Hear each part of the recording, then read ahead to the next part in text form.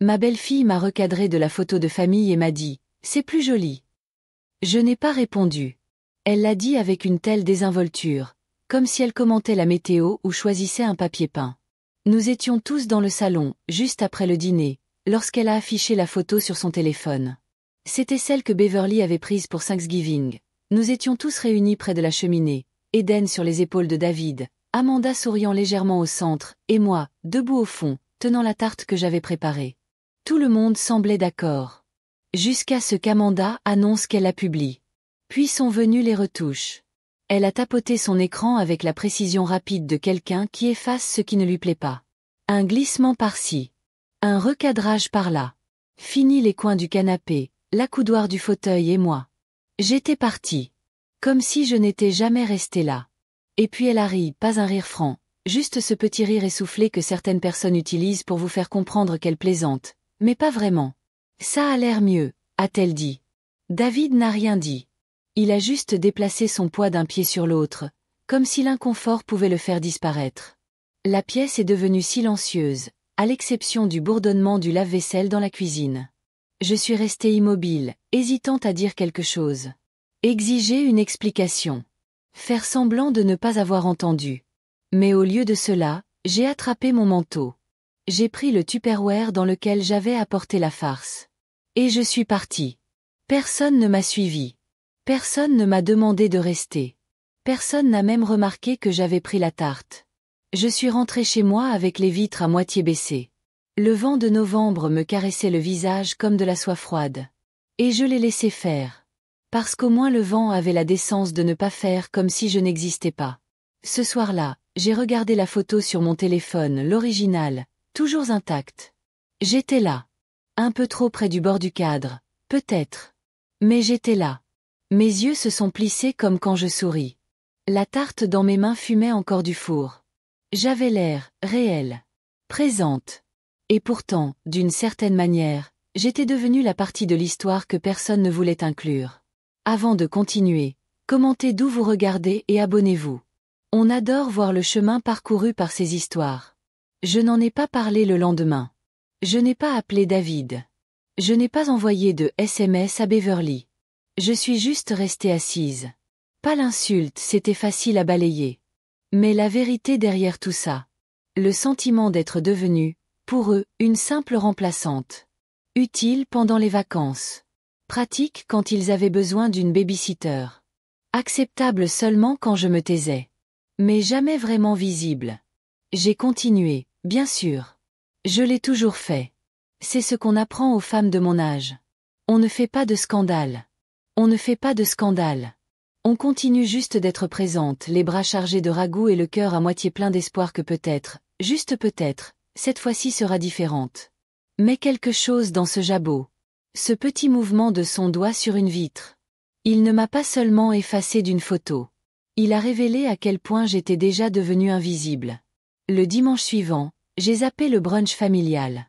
J'ai préparé une tarte plus petite, rien que pour moi. J'ai mis un couvert à table. Et j'ai mangé lentement. Sans interruption. Sans conversation polie. Sans que personne ne me demande de m'approcher pour trouver un meilleur angle. C'était calme. Seul, peut-être. Mais c'était à moi. La photo est restée sur mon téléphone pendant des jours. Je ne l'ai pas supprimée. Mais je ne l'ai pas regardée non plus. Elle était juste, là. Comme un petit monument à quelque chose que je ne pouvais nommer. Pas de la colère. Pas vraiment. Plutôt une preuve. Un reçu pour la vie que je menais. Le genre de vie que les gens ne semblent apprécier que lorsqu'elle disparaît. Ce brunch du dimanche que j'ai séché? Pas un seul texto. Même pas de David. Surtout pas d'Amanda. Le genre de silence qui ne ressemble pas à un oubli, mais à une permission, une porte dont on ne s'est pas rendu compte qu'elle s'était refermée sans bruit. J'ai plutôt fait une promenade dans le quartier. Il avait plu la veille au soir, et le trottoir était encore humide, l'air chargé de cette odeur de terre qui me rappelait toujours le jardin de ma mère à Josse. Cette odeur d'argile humide, mêlée à l'acidité de l'hibiscus. J'avais l'habitude de la suivre pieds nus le long des rangées de plants de tomates, observant le bord de son emballage s'égoutter au gré de ses mouvements. « Ne parle pas trop, disait-elle. Observe juste. On te dit tout quand tu te tais. » C'est peut-être pour ça que j'en remarquais tant maintenant. Comment Amanda ne m'avait jamais vraiment remercié quand j'ai observé Eden pendant 3 heures après son rendez-vous chez le dentiste? Comment David avait arrêté de me demander si j'avais besoin d'aide pour faire les courses? Comment même Eden, si douce soit-elle, avait commencé à m'appeler grand-mère Gloria, au lieu de simplement grand-mère? Comme si on m'apprenait à garder une distance polie, petit à petit. Je croyais que tout cela était accidentel. Que si je restais gentille, serviable, présente, je resterais incluse. Mais maintenant, je n'en étais plus si sûre. La promenade m'a fait passer devant le centre communautaire, le vieux bâtiment en briques à côté de la clinique. Celui où je faisais du bénévolat pour le club de lecture extrascolaire avant la pandémie. Il y avait encore la même bannière délavée devant. Chaque histoire mérite d'être écoutée. Je suis restée là un moment. Regardez. Écoutez. Mais pas pour les enfants. Pour moi. Plus tard dans la soirée, j'ai ouvert mes vieux albums photos. Pas les numériques. Les vrais reliés en simili-cuir, le film plastique recouvrant chaque page se décollant légèrement au coin. Je n'y avais pas touché depuis des années. Il y avait David, 6 ans, couvert de boue, tenant un escargot de jardin comme un trésor. Il y avait Robert, Dieu et son âme, souriant à travers un tablier de barbecue sur lequel était écrit « Chef goûteur ». J'étais là, les cheveux plus longs, les yeux plus brillants, tenant le volcan de David pour la foire scientifique comme si c'était le prix Nobel. J'étais partout dans ces albums. Non pas parce que je l'exigeais, mais parce que quelqu'un, mon mari, surtout m'avait vue, et avait décidé que j'étais suffisamment importante pour être préservée. À la mort de Robert, les albums ont été rangés sur l'étagère du bas du meuble de la chambre d'amis. Je n'ai pas arrêté de prendre des photos, j'ai juste arrêté de les imprimer. La vie a changé, s'est rétrécie. Les enfants ont déménagé. David s'est marié. Et peu à peu, je suis devenue quelqu'un d'autre. Un arrière-plan. Une commodité. Une paire de mains supplémentaires qui n'avaient pas besoin de reconnaissance, juste d'orientation. J'ai repensé à la photo de Thanksgiving. Et au recadrage. La voix d'Amanda quand elle a dit ça. Pas de colère, juste un fait. Ça a l'air mieux. Je me suis demandé si elle se souvenait seulement de l'avoir dit. Ou si c'était un de ces commentaires que les gens font quand ils sont trop à l'aise, non pas par cruauté, mais par négligence. J'ai pensé l'appeler. Mais je ne l'ai pas fait. Parce que je savais que les excuses, si jamais elles arrivaient, commenceraient par « je ne voulais rien dire ». Et c'est bien là le problème, n'est-ce pas? Ça ne signifie rien pour eux. Mais pour moi, ça voulait tout dire. Lundi, Beverly est passée avec un panier d'oranges. Elle apportait toujours quelque chose, des fruits, un nouveau foulard trouvé au marché, des restes de ragoût, comme si elle essayait de combler les vides laissés par mon fils et sa femme. « Tu n'es pas venu pour le brunch », dit-elle en me tendant le panier. J'ai haussé les épaules. Je n'en avais pas envie. Elle s'est assise en face de moi et ajusta son écharpe. « Ça va ?» demanda-t-elle. J'ai hésité. Puis elle a ajouté. Elle m'a recadré sur la photo de famille, Bev.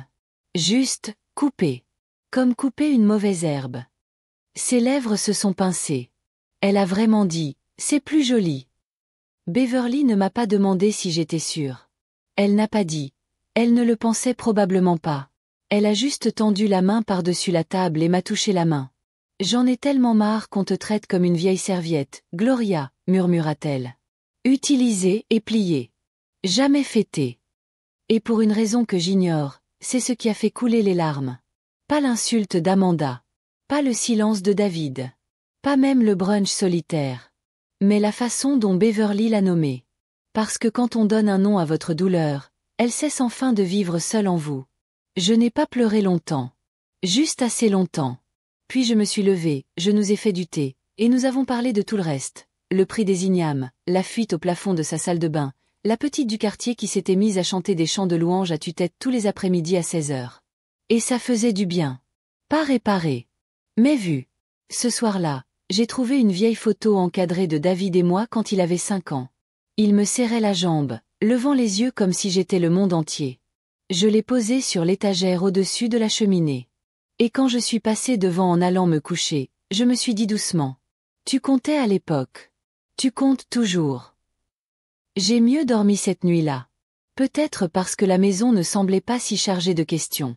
Peut-être parce que j'avais laissé échapper une partie de ma douleur. Ou peut-être parce que je commençais à comprendre quelque chose que j'avais passé des décennies à éviter. On n'a pas besoin d'être encadré pour appartenir à un groupe. Il suffit de choisir de ne pas disparaître.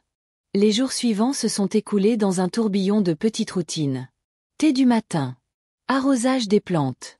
Regarder les informations en baissant le son. J'évitais mon téléphone, non pas par protestation, mais par précaution.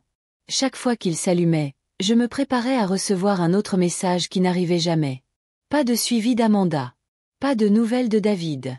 C'était comme si mon absence au brunch, et mon silence après, s'étaient intégrés au rythme familial comme un pli lissé sur le drap. Pas manqué. Juste, ajusté. J'ai continué. Comme toujours. Mais cette semaine-là, j'ai ralenti un peu. Pas à cause de l'âge, mais du poids, celui qu'on porte sur la poitrine quand on essaie de ne pas se sentir oublié. Jeudi, je suis passée à la bibliothèque. J'y emmenais Eden pour l'heure du conte pour les tout-petits, avant qu'Amanda ne décide qu'elle avait besoin des activités plus structurées. Ce qui, d'après ce que j'ai compris, signifiait tout ce qui ne me concernait pas. Il y avait une nouvelle bibliothécaire jeune, le regard brillant, le genre à porter de gros bijoux et à appeler tout le monde ami. Elle m'a salué comme si elle me connaissait. Tu dois être la grand-mère d'Eden.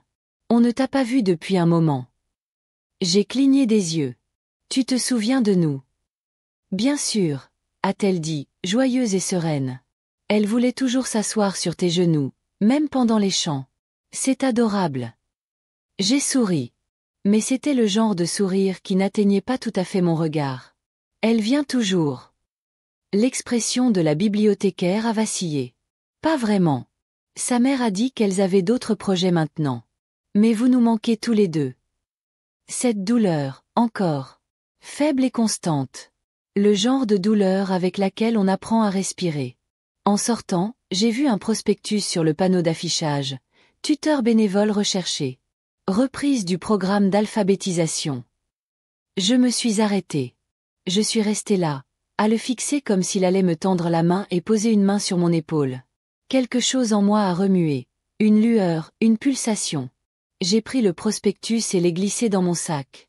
Ce soir-là, je me suis assis sur le porche. L'air était frais, le ciel pâle et vide. J'ai regardé deux garçons descendre la rue à vélo, riant, les bras tendus comme des ailes. Je me suis souvenu de David à cet âge-là, pieds nus, les cheveux en bataille, me criant « Regarde ça !» avant de s'élancer du trottoir comme s'il essayait de voler. J'avais été son public, son filet, son tout. Et maintenant, j'étais quelqu'un à qui il oubliait de répondre par SMS. J'ai repensé à la fois où Robert et moi avons renoncé à notre voyage d'anniversaire pour aider David à payer sa première voiture. La fois où je suis restée éveillée 3 nuits d'affilée pendant qu'Amanda était en travail, à nettoyer leur appartement, à préparer la soupe, à plier des grenouillères.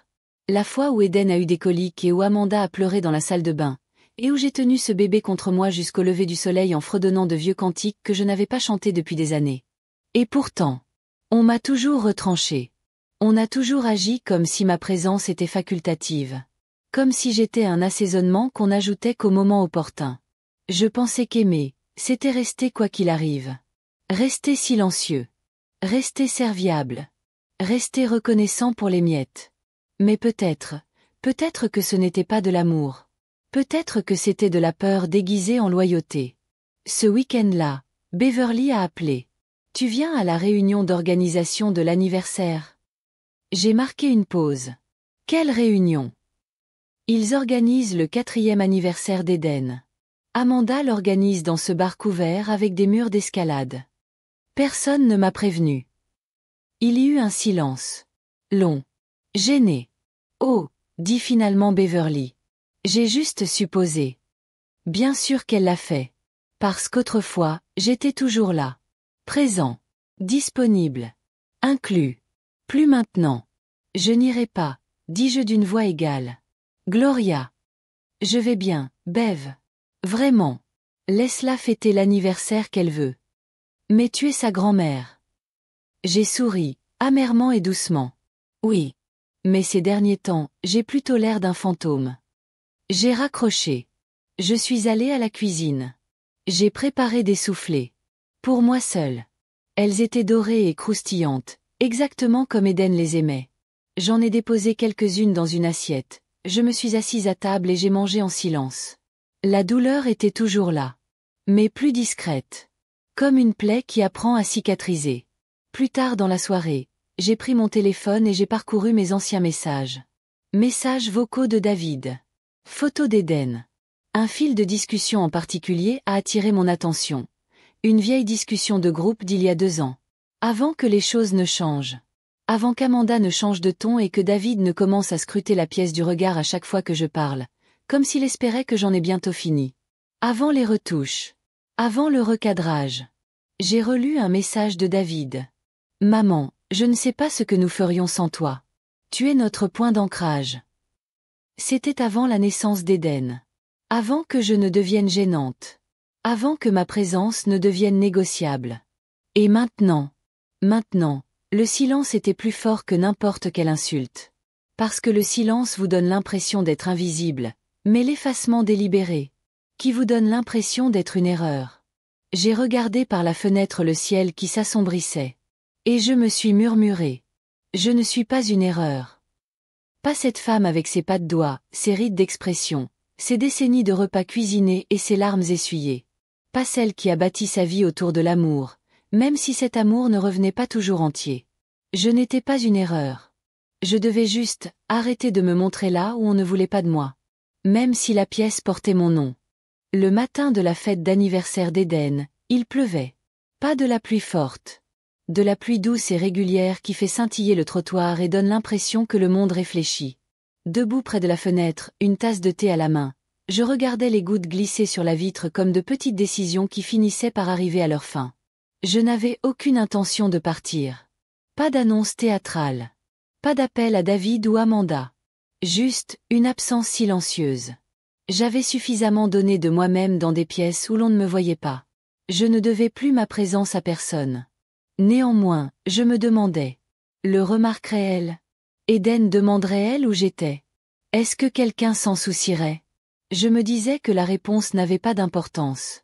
Mais en vérité, si. À midi, Beverly a appelé. Je n'ai pas répondu. Elle m'a envoyé un texto. Il demande où tu es. David a l'air inquiet. J'ai regardé le message. Puis j'ai raccroché et je suis retournée à mon tricot. La laine était douce, d'un vert tendre comme les nouvelles feuilles. C'était une couverture. Pas pour Eden. Pour le nouveau-né d'une voisine. Dont la mère avait timidement frappé à ma porte des semaines auparavant, me demandant si j'avais des bavoirs supplémentaires, car son bébé était arrivé en avance et qu'elle ne s'était pas préparée. Ce bébé roucoulait dans mes bras. Personne ne m'a effacé de mes souvenirs. À 14h15, David a finalement appelé. J'ai laissé sonner 2 fois avant de répondre. Sa voix est venue rapidement, légèrement haletante. « Maman. Dis-moi. Tu vas bien? » « Je vais bien, David. » « On ne t'a pas vu à la fête. » « Je sais. » Silence. « Tu n'as rien dit. » « Je n'étais pas invité. »« Tu es toujours invité. »« Non, David. On m'attend toujours. » « Ce n'est pas pareil. » Il ne répondit pas immédiatement. Puis, un faible rire. « Amanda te croyait occupé. Elle a dit que tu étais silencieux ces derniers temps. » « Si. » Un autre silence. Eh bien. Eden n'arrêtait pas de demander où était grand-mère Gloria. Mon cœur battait la chamade. Mais je l'ai attrapé avant qu'il ne se répande. Et que lui as-tu dit? Que tu te reposais. Que tu étais fatigué. J'ai hoché la tête, même s'il ne pouvait pas le voir. Ce n'était pas entièrement un mensonge. J'étais fatigué. Marre de me rapetisser juste pour rester acceptable. Marre de sourire malgré l'exclusion. Marre de faire semblant. Tu me manques, ajouta-t-il. J'ai laissé les mots se poser doucement. Il semblait une pensée après coup. Puis j'ai répondu, ce que nous étions me manque. Après avoir raccroché, je suis restée assise un long moment en silence. Et puis j'ai fait quelque chose que je n'avais pas fait depuis des mois. J'ai ouvert un nouvel album sur mon téléphone. Je l'ai intitulé « Moi ». Pas de portrait de famille. Pas de photos de groupe où je me cachais derrière l'épaule de quelqu'un. Juste des photos de moi. Souriant. Cuisinant. Main dans la main avec Eden lors de cette vieille sortie à l'église. Lisant. Dansant au 60e anniversaire de Beverly. existant non pas comme un bruit de fond, mais comme un être humain à part entière. J'ai pris un selfie. Juste là, sur le porche, avec la pluie derrière moi. Mes cheveux argentés enveloppés dans un foulard à motifs. Mes yeux encore fatigués, mais concentrés. J'ai souri. Pas largement. Mais sincère. Et je l'ai ajouté à l'album. Parce que quelqu'un devrait se souvenir de moi en entier. Même si ce quelqu'un, c'est moi. Ce soir-là, j'ai entendu frapper doucement à la porte. J'ai ouvert et j'ai trouvé Eden debout, David derrière elle, tenant un petit cupcake rose dans une boîte en carton. « Salut grand-mère », murmura-t-elle, les yeux écarquillés. « Salut ma chérie. Je t'ai gardé un gâteau. » Ma gorge se serra. « Merci. » Elle me l'a glissé dans la main et a souri. « J'ai dit à papa que tu avais oublié de venir, mais il a dit que tu étais fatiguée. Mais j'ai dit que grand-mère n'oublie pas. » J'ai regardé David. Il a détourné le regard. Peut-être par culpabilité. Peut-être par honte. Peut-être les deux. Je me suis agenouillée et l'ai serré doucement dans mes bras. Ses petits bras s'enroulèrent autour de mon cou comme une excuse discrète qui ne lui appartenait pas. Puis elle murmura, « Je peux venir dimanche prochain. » Pourquoi ? Pour des beignets. J'éprouvai un sourire, celui qui persistait même après son départ. Je t'en ferai autant que tu veux. Ils ne restèrent pas longtemps. Juste une courte visite. Mais en fermant la porte derrière eux, la maison me parut plus chaleureuse qu'elle ne l'avait été depuis des semaines. Non pas parce que les choses étaient réglées, mais parce que j'apprenais à tracer de nouvelles limites. Des limites qui ne punissaient pas, mais qui protégeaient. Des limites qui disaient « Je suis toujours là. Je compte. Même si tu choisis de ne pas le voir. » Les soufflets étaient prêts à 10h30 dimanche. Dorés, légers, légèrement croustillants à l'extérieur, exactement comme Eden les aimait. J'ai ajouté un peu de muscade à la pâte, pas trop, juste assez pour réchauffer le goût. J'ai mis son assiette de côté. Sa petite tasse rose remplie de thé à l'hibiscus, diluée avec du miel comme elle le préférait. À 11h, j'avais tout réchauffé. À 11h30, je regardais encore par la fenêtre. À midi, je savais qu'il ne viendrait pas. Pas d'appel. Pas de SMS. Silence. Debout dans ma petite cuisine, une cuillère à la main, je regardais la vapeur s'élever de l'assiette dont je n'avais plus besoin. Quelque chose en moi s'est affaissé, non pas de surprise, mais de confirmation. Je l'avais su, n'est-ce pas ? Que la petite visite après la fête était plus une mise en scène qu'une promesse. David a dû y voir un geste, un coup de fil, pour arranger les choses. Pour prouver qu'il tenait à moi. Peut-être même pour cocher une case. Mais pour moi, cela avait été tout. Un fil d'espoir que peut-être, juste peut-être, je n'avais pas été complètement recadré. À 12h40, j'ai enfin pris mon téléphone et j'ai fait défiler les messages. Pas de nouveaux messages. Mais Amanda avait posté une photo sur son statut WhatsApp. Eden à la table d'un brunch. Une assiette de crêpes à la main. Légende, le dimanche, c'est pour la famille Cœur Rouge. Je l'ai regardé fixement. Pas de colère. Juste une tristesse étrange et détachée. Parce que ce mot « famille » était utilisé comme un filtre. Une décoration. Et d'une certaine manière, je n'étais plus digne de ce nom. Ce soir-là, j'ai emballé les restes de puff-puff dans une boîte et je les ai apportés à l'appartement de Mademoiselle Caro. Elle a 81 ans, est d'une agilité remarquable et marche comme si ses genoux n'avaient jamais reçu la note sur son âge. Elle m'a accueilli d'un grand « Eesh ». Glory Woman, je savais que tu faisais frire quelque chose de bon. J'ai ri. Du vrai rire. Du rire qui vient de plus loin que la politesse. Nous nous sommes assis sur ces marches et avons mangé directement dans la boîte. Nous avons parlé de vieux chants gospel, de la nouvelle voiture du voisin, de la nouvelle perruque de la femme du pasteur, de tout et de rien, sauf de déception. C'était bon d'exister sans avoir à le mériter. Après cela, je suis rentrée et je me suis retrouvée devant le placard de l'entrée. Là, tout au fond, se trouvaient tous les cadeaux que j'avais achetés à Eden au cours de l'année écoulée. Des choses que j'avais mises de côté pour les anniversaires, Pâques, les journées, juste comme ça. Des petites robes trouvées en solde. Un livre de prières pour dormir. Un ensemble de tabliers assortis pour qu'on puisse cuisiner ensemble. Tout ça, intact. Inutile. Indésirable, peut-être. Je m'assis par terre et serrai l'un des tabliers contre ma poitrine. Le plus petit avait de minuscules volants sur le haut. Il lui aurait été si mignon. Je nous avais imaginé dans la cuisine, le visage couvert de farine, riant comme si nous étions dans une émission de cuisine. Mais cette émission avait été annulée avant même sa diffusion. Ce soir-là, j'ai examiné les cadeaux un par un. Et j'ai pris une décision. Le lendemain, j'ai appelé le refuge pour femmes du coin. J'ai parlé à une femme nommée Chika, qui dirigeait le programme pour enfants. Ils avaient 4 nouvelles familles, m'a-t-elle dit. Des enfants qui avaient besoin de vêtements, de livres, de câlins. Je leur ai demandé s'ils voulaient un carton d'articles neufs, tout emballé avec soin. Elle a dit oui, d'une voix douce et pleine de gratitude. Le jeudi, le carton avait disparu.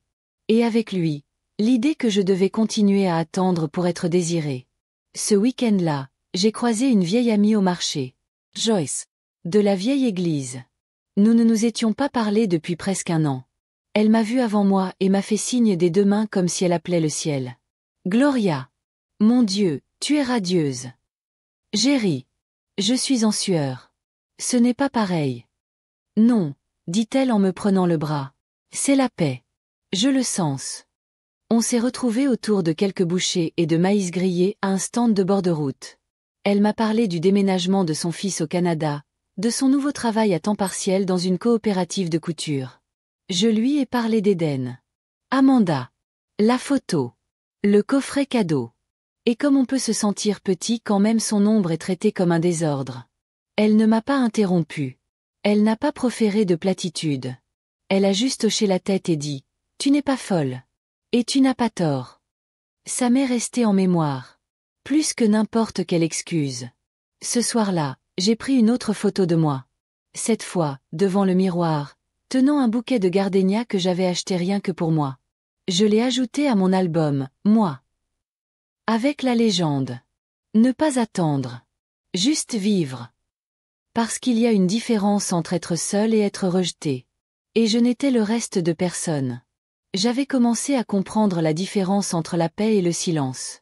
Le silence, c'est ce qui reste quand les gens vous retirent leur affection. La paix, c'est ce que l'on crée quand on en retire le besoin. Le samedi suivant, j'ai reçu une enveloppe par la poste. Pas d'adresse de retour. Juste mon nom, écrit de la cursive soignée et inclinée d'Amanda. C'était inhabituel. Elle envoyait rarement quoi que ce soit. La plupart des choses arrivaient par David, ou par Eden, ou pas du tout. Je l'ai ouverte sur le comptoir de la cuisine avec un couteau émoussé et un cœur méfiant. À l'intérieur se trouvait une invitation. Une carte imprimée aux couleurs pastel avec une bordure dorée et ses polices de caractères sophistiqués qui s'efforcent trop de paraître chaleureuses. Rejoignez-nous pour la fête de préparation à la maternelle d'Éden. Un après-midi d'amour, de rire et de débuts prometteurs. Mon nom n'y figurait nulle part. Pas en tant que co-animatrice. Pas dans un mot spécial. Juste une ligne en bas. Veuillez confirmer votre présence à Amanda avant le 20. Réservé aux adultes. Réservé aux adultes. Pas d'Éden. Pas de rire ni de doigts collants. Juste les parents, ses amis, peut-être les sœurs d'Amanda et les collègues de David. J'ai regardé la photo sur la carte, Éden rayonnante, une dent de devant en moins, portant une couronne de fleurs. Ce n'était même pas une photo récente. C'était la même qu'Amanda avait publiée en ligne un mois plus tôt. Celle que j'avais prise. J'ai reconnu l'arrière-plan. Mon jardin. Ma chaise de terrasse délavée apparaissait derrière le coude d'Éden. Cette photo, Éden avec la couronne, tenant un tournesol datait de leur dernière visite avant que le silence ne retombe. Je me souviens comment Éden m'avait demandé de lui tresser les cheveux. Comment elle avait couru en rond autour du citronnier. Comment Amanda s'était tenue à l'écart sur son téléphone, levant à peine les yeux. Et maintenant, ce souvenir avait été coupé, recadré, transformé en décoration. Pas de crédit. Aucun signe de reconnaissance. Juste un autre morceau de moi transformé pour la joie de quelqu'un d'autre. J'ai retourné la carte, puis je l'ai posée face cachée sur le comptoir. Quelque chose en moi a bougé. Pas cassé. Bougé. Comme une porte qui se ferme doucement non pas à cause du vent, mais intentionnellement. Cet après-midi-là, je n'ai pas répondu. J'ai fait du pain aux bananes à la place. J'ai déposé 2 pains au refuge, un à l'église. Les femmes là-bas m'ont serré dans leurs bras comme si elles faisaient partie de la famille. Le genre de personne qui vous regarde dans les yeux, pas à travers vous. Dimanche, je me suis retrouvée devant un petit atelier d'art que je n'avais jamais remarqué auparavant. Une pancarte manuscrite sur la vitrine disait « Aquarelle pour débutants. Mardi et vendredi. Premier cours gratuit. » Je suis entrée. L'endroit sentait la peinture fraîche et l'argile. Il y avait 10 femmes, la plupart de mon âge, qui riaient doucement devant des toiles tachées et des tasses en céramique remplies de tisane. L'instructrice m'a accueillie avec un sourire si sincère que j'ai été surprise. Elle m'a tendu une palette et m'a dit « Il n'y a pas de mauvaise façon de commencer. » Je me suis assise. J'ai trempé mon pinceau dans une solution bleu ciel. Et j'ai commencé. Ce soir-là, David a appelé. 2 fois. J'ai laissé sonner. Puis j'ai écouté sa messagerie. « Salut, maman. J'appelle juste pour prendre de tes nouvelles. Amanda a envoyé l'invitation. Je ne sais pas si tu l'as reçue. Fais-nous savoir si tu viens. » demande Eden sans cesse. Bref, j'espère que tu vas bien. À bientôt. Je n'ai pas rappelé. Pas encore. Parce que l'espoir, lorsqu'il est unilatéral, cesse d'être de l'espoir. Il devient illusion. Et j'en avais assez de vivre dans des versions de l'amour que je devais constamment m'expliquer. Le lendemain matin, Amanda m'a envoyé un texto. Juste 2 mots. Tu viens dimanche. Pas de ponctuation. Pas de chaleur. Pas d'émoji Eden, comme d'habitude. Je l'ai regardé un long moment. J'ai tapé. Non, merci. Puis j'ai appuyé sur envoyer. C'est simple. Final. Pas par amertume.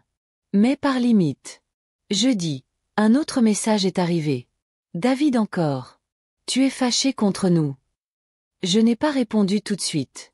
J'ai plutôt parcouru mon album, moi. Je me suis arrêtée sur celle de moi dans le jardin, les bras tendus, en train de rire. Elle n'était pas retouchée. Elle n'était pas recadrée. Elle n'était pas publiée pour les likes. C'était juste, moi. Vivante. Impotente. Sans excuse. J'ai finalement répondu au message de David. Je ne suis pas fâchée. J'apprends juste où je suis la bienvenue, et où je ne le suis pas.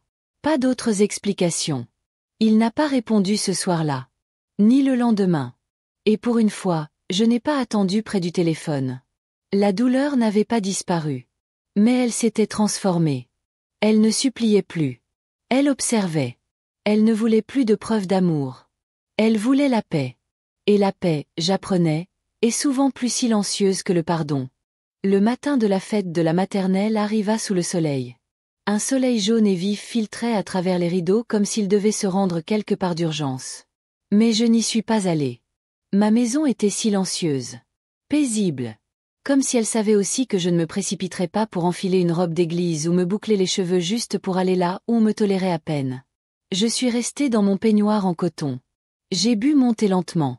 Et j'ai préparé un petit déjeuner pour une personne, une omelette, 2 tranches d'igname, un avocat avec un peu de citron vert. Pas besoin de se presser. Pas besoin de faire la comédie. À 9h42 précise, la sonnette retentit. Je savais déjà qui ce serait. Je me suis essuyé les mains et j'ai ouvert la porte. Amanda. Cheveux parfaitement attachés en arrière. Rouge à lèvres comme une pub de magazine. Téléphone dans une main, clé dans l'autre. Salut, Gloria, dit-elle d'un ton un peu trop poli. Bonjour, répondis-je d'un air neutre. Elle sourit. Pas du regard. David se gare. On a pensé passer, au cas où tu voudrais venir avec nous. Je ne serai pas là, dis-je. Je n'ai pas donné de détails. Laissais la vérité venir, doucement. Comme une plume lourde. Son sourire s'est estompé pour la première fois. Oh! Le silence s'est installé entre nous. Elle s'est éclaircie la gorge. Je ne savais pas si tu étais encore fâché. Je ne suis pas fâché, dis-je. J'en ai juste assez de courir après les espaces qui me font oublier. Ses yeux ont clignoté. Elle savait. Peut-être pas tout. Mais ça suffit. David apparut au bas des marches, Eden à ses côtés. Elle courut vers moi, les bras tendus. Je m'agenouillai et la rattrapai, la serrant fort. Elle sentait la lotion pour bébé et la fraise. Grand-mère. J'ai des paillettes sur mes chaussures. J'ai ri. Je vois. Elle fit un tour sur elle-même, puis se pencha. Je t'ai gardé un autocollant. Il est dans la voiture de papa. Merci, mon amour. Elle leva les yeux vers moi, un peu perplexe. Tu ne viens pas. Je lui touchai la joue. Pas cette fois.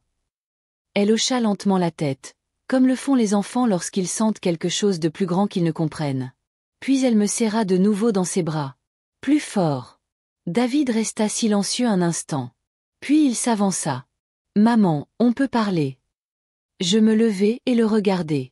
Non, David. Pas aujourd'hui. Il cligna des yeux. Mais. Tu as eu des années pour parler. Aujourd'hui, c'est son jour. Profitant. Ma voix n'était pas froide. Elle était calme. Le genre de calme qui dit « J'ai dit oui assez longtemps. Amanda a essayé une fois de plus. Je veux juste que tout se passe bien. » J'ai incliné la tête. Tu veux que ce soit pratique. Ce n'est pas pareil. Et puis j'ai fait quelque chose que je n'avais pas fait depuis des mois. J'ai fermé la porte. Pas de colère. Mais avec la lucidité de quelqu'un qui a enfin cessé de demander à entrer dans sa propre vie. Intérieurement, j'ai expiré. Et pour la première fois depuis longtemps, ça n'a pas fait mal. Plus tard dans la soirée, j'ai sorti mon journal. Celui que je n'avais pas touché depuis plus d'1 an. Et j'ai écrit. Aujourd'hui, je ne suis pas venu. Et je ne me sens pas coupable. Je suis resté à la maison, et la terre a continué à tourner. Mon absence n'a perturbé les plans de personne. Mais elle a sauvé mon cœur. J'ai fermé le livre et j'ai souri. Un doux sourire aux lèvres pincées, rien que pour moi. Le lendemain matin, j'ai appelé la bibliothèque. J'ai demandé si le programme d'alphabétisation avait encore besoin de tuteurs. La personne au bout du fil a dit oui, il serait ravi de m'accueillir. Je me suis inscrite pour les mardis et jeudis. Le premier cours serait petit. Une mère célibataire apprendrait à lire des histoires à sa fille avant le coucher. Cela semblait juste. Cela semblait réel. Au fil de la semaine, j'ai commencé à déménager des meubles. Non pas pour m'évader, mais pour me réapproprier. J'ai vidé la chambre d'amis où Amanda n'a jamais séjourné. Je l'ai transformée en espace créatif. J'ai accroché les aquarelles que j'avais peintes. J'ai encadré la photo de la couverture de l'album « Moi », et je l'ai placée au-dessus du bureau. Je n'effaçais pas le passé. Je choisissais simplement de ne plus m'y asseoir. Quelques jours plus tard, j'ai reçu une carte de remerciement par la poste. Du refuge. De minuscules gribouillis violets remplissaient les bords. Un dessin d'enfant représentant une femme aux cheveux argentés tenant un bébé. Il y avait un mot à l'intérieur. Merci, mademoiselle Gloria. Vous nous rassurez. Cela m'a fait quelque chose. Pas de manière criarde. Mais d'une manière profonde, sereine. Parce que lorsqu'on a été recadré assez longtemps, même un dessin au crayon peut être ressenti comme une invitation à revenir à soi-même.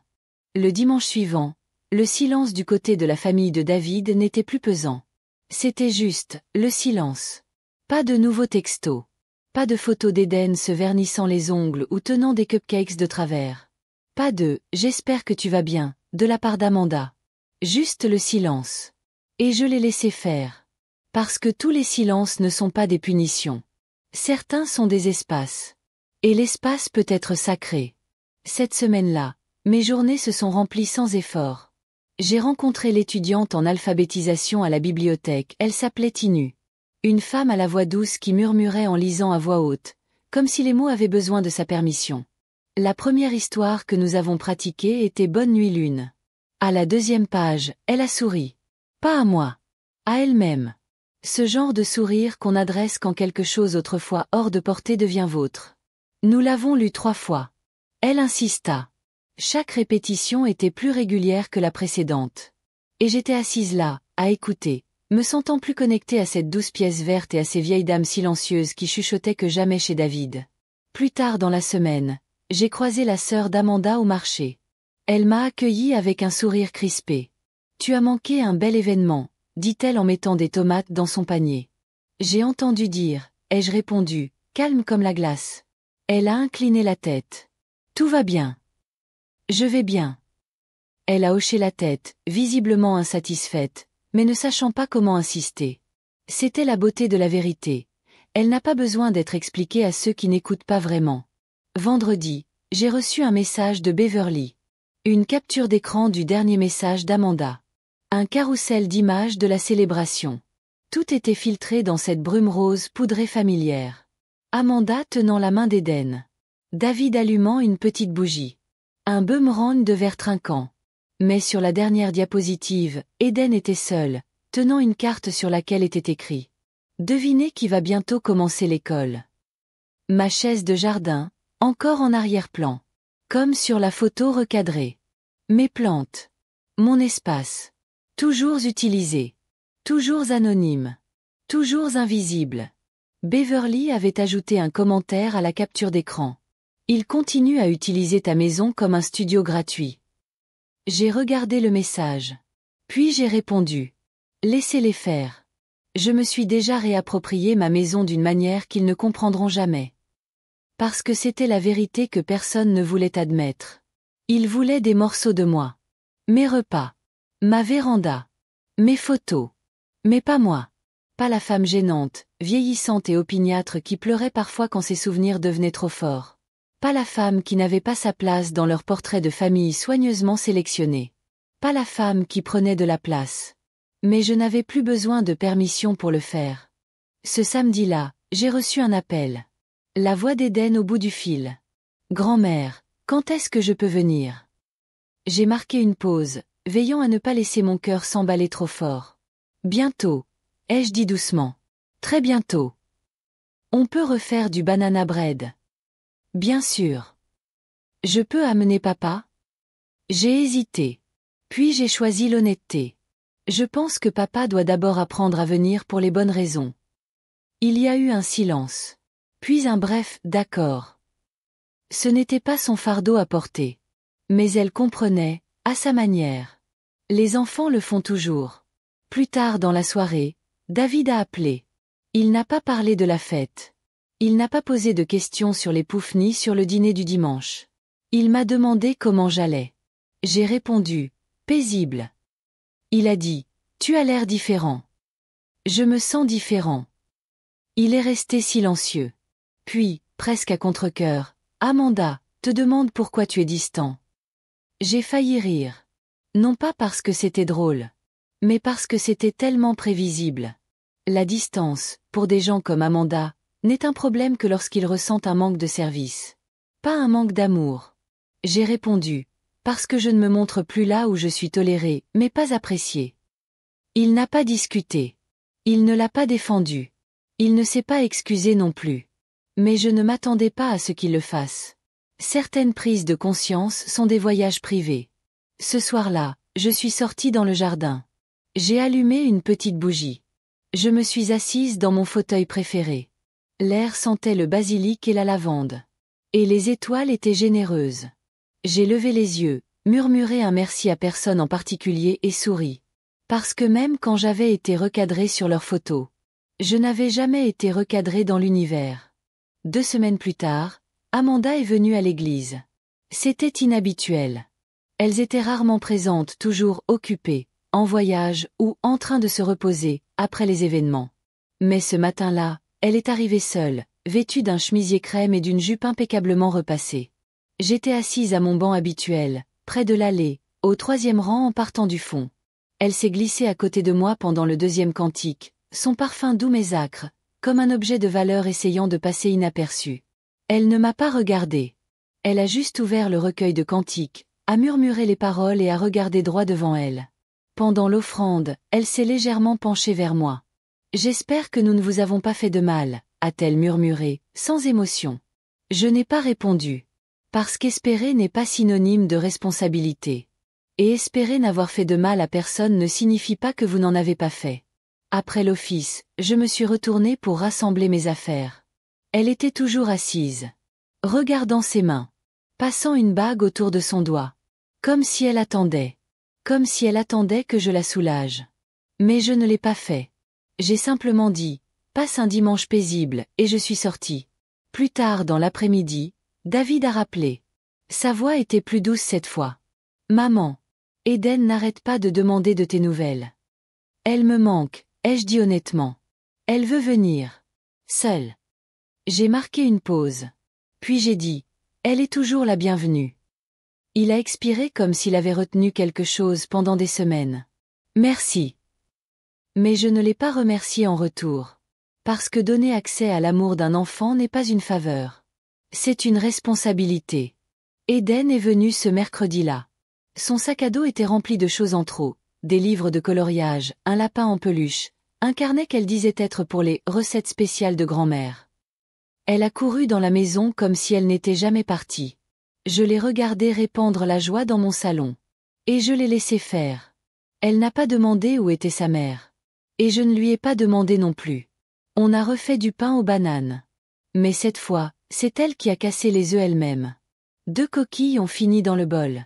Je les ai récupérées avec une cuillère, et elle a ri si fort qu'elle a octé. Pendant que le gâteau était cuit, elle est montée sur mes genoux et m'a dit « Pourquoi ne viens-tu plus chez nous ?» J'ai marqué une pause. J'ai essuyé une miette de sa joue. Et j'ai dit « Parce que parfois, les adultes oublient d'être gentils. Et tant qu'ils ne s'en souviennent pas, je reste en sécurité. » Elle ne comprenait pas tout à fait. Mais elle me serra quand même dans ses bras. Plus fort que d'habitude. Comme si, au fond d'elle-même, une partie d'elle comprenait. Ce soir-là, je l'abordais sur le canapé-lit. Lire Bonne nuit lune, la même histoire que j'avais lue avec Tinu la semaine précédente. Eden s'endormit à mi-chemin. Main enroulée autour de la mienne. Souffle chaud contre mon bras. Je restais éveillée longtemps après. La regarder dormir. Réaliser tout ce que j'avais donné de moi-même juste pour être proche de ça. À elle. À David. À une famille qui avait discrètement redessiné les limites de mon inclusion, jusqu'à ce que je ne sois plus encadrée que lorsque cela leur convenait. Mais ça, c'était réel. Cette petite fille, sa confiance, sa douceur, son besoin de rien d'autre que de présence, c'était ça à quoi j'avais toujours espéré m'accrocher. Le lendemain, Amanda est venue la chercher. Elle est restée sur le porche pendant qu'Eden courait vers la voiture. Amanda n'a pas parlé. Pas immédiatement. Elle a juste déplacé son poids, les clés cliquetant. Finalement, elle a dit « Eden m'a dit ce que tu as dit. » Je l'ai regardé. Je n'ai rien dit. C'est juste que, je ne savais pas que tu te sentais aussi effacée. Ce mot m'a interpellée. Effacée. Elle ne l'avait pas nié. Ne l'avait pas excusée. Elle l'avait nommé. Je ne me suis pas adoucie. Je ne me suis pas précipitée pour apaiser sa culpabilité. J'ai simplement hoché la tête. C'est parce que tu ne m'as jamais rien demandé. Elle m'a regardé longuement. Puis elle a murmuré « Je suis désolée ». Et cette fois, ça sonnait vrai. Pas performatif. Pas sur la défensive. Juste petit. Et vrai. Je n'ai pas dit « c'est bon ». Parce que ce n'était pas le cas. Mais je n'ai pas non plus fermé la porte. J'ai simplement dit « je sais ». Et je suis rentrée.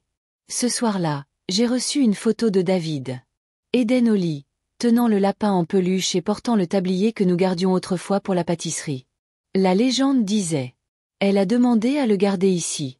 Elle a dit que ça sentait le banana bread et les câlins. J'ai souri. Et pour la première fois depuis des mois, ce n'était pas doux amer. Juste doux. Je suis restée longtemps près de la fenêtre après. Regardant le jardin. La même photo recadrée d'après leur publication. La même où Eden virevoltait dans des couronnes de fleurs et où Amanda prenait ses photos. Celui-là même qui m'avait regardé pleurer en silence. Il était plus riche maintenant. Pas seulement de fleurs. Mais de preuves. Que même quand on est retouché, on peut encore s'épanouir. La réunion de famille suivante eut lieu au début du printemps. L'anniversaire d'Eden. J'étais invitée, non pas par David ou Amanda, mais par Eden elle-même. Elle m'appela du téléphone de son père. « Grand-mère, dit-elle à bout de souffle, il faut que tu viennes. Je fais une liste et tu es la première. Papa a dit de t'appeler en premier. » J'ai ri doucement. Il l'a fait maintenant. Il est là. Tu veux lui parler? J'ai hésité. Puis j'ai dit, non, ma chérie. Dis à papa que j'y réfléchirai. La fête avait lieu un samedi. J'ai fait un gâteau ce matin-là. Un petit. Pas pour eux. Pour moi. Génoise à la vanille. Fourrage à la framboise. Nappage à la crème fouettée, juste comme j'aime. J'ai allumé une bougie. Je me suis assise sur mon banc de jardin. Et j'ai fait un vœu qui n'avait rien à voir avec le fait d'être désirée. Seulement avec le fait d'être entière. Plus tard dans l'après-midi, je suis arrivée à la fête. Pas en avance. Pas pressée. Juste, posée. Je portais une robe bleu profond à boutons argentés et le collier de perles que mon mari m'avait offert l'année précédant son décès. Amanda m'a accueillie à la porte. Son visage était dénué de tension. Pas de sourire exagéré. Juste une reconnaissance discrète. Et, peut-être pour la première fois, une prise de conscience. Eden m'a vu et a traversé la pelouse en courant, les bras ouverts comme un oiseau en plein vol. « Tu es venu. » Je me suis agenouillée et je l'ai soulevé, les larmes s'accumulant avant même de leur donner la permission. « Je ne raterai pas ça, » ai-je murmuré. « Pas ça. Pas elle. » Le reste de la fête passa comme une douce brise. Il y avait des ballons. Trop de cupcakes. Les enfants aux doigts collants riaient à gorge déployée. Amanda est restée près de la table des cadeaux, observant plus qu'elle ne parlait. David m'a offert une assiette de riz jollof et de poisson grillé. Nous n'avons pas parlé du passé. Pas de photos, de messages familiaux ou de trahisons silencieuses. Mais sa main s'est posée délicatement sur mon épaule lorsque je me suis assise. Et pour la première fois depuis des années, il ne s'est pas senti étranger. Après le gâteau et le chaos, Eden m'a prise à part. « Tu veux voir quelque chose ?» Elle m'a conduite dans la maison, par le couloir, jusqu'au salon. Sur la cheminée, parmi toutes les photos encadrées vacances, anniversaires, sourires filtrés, il y avait une nouvelle photo. Une d'Eden et moi. Prise dans mon jardin. Je me suis souvenue de ce jour-là. Elle avait installé son appareil photo-jouet et m'avait fait rester immobile pendant qu'elle me prenait la pose. La photo était légèrement floue, mais pleine de joie. Nous rions tous les deux. Nos mains étaient couvertes de farine. Et dans un petit cadre, juste là, entre toutes ces retouches brillantes, cette image vivait désormais. Non recadrée. Non filtrée. Réelle. Maman a dit que je pouvais le mettre là, dit Eden fièrement. Parce que c'est moi qui l'ai choisi. Je passai la main le long du cadre. Je l'adore, dis-je, la voix chargée d'un sentiment trop profond pour être nommé. La prochaine fois, on en prendra un avec le chapeau de grand-père, ajouta-t-elle. Comme ça, il est dedans aussi. J'acquiesçai, incapable de parler. Je m'agenouillai, la serrai contre moi et laissai son cœur battre pour ancrer le mien. Ce soir-là, je partis avant le rangement. Avant les photos posées. Avant les publications sur les réseaux sociaux qui allaient suivre, je le savais.